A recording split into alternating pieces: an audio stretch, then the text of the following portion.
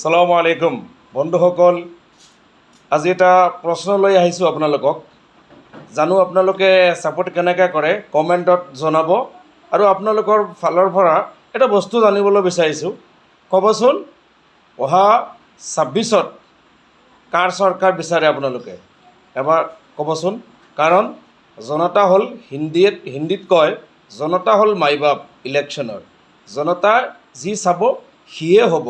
গতিকে আপোনালোকে জনাবচোন, এবাৰ আপোনাৰ 2026ত কাৰ চৰকাৰ বিচাৰে?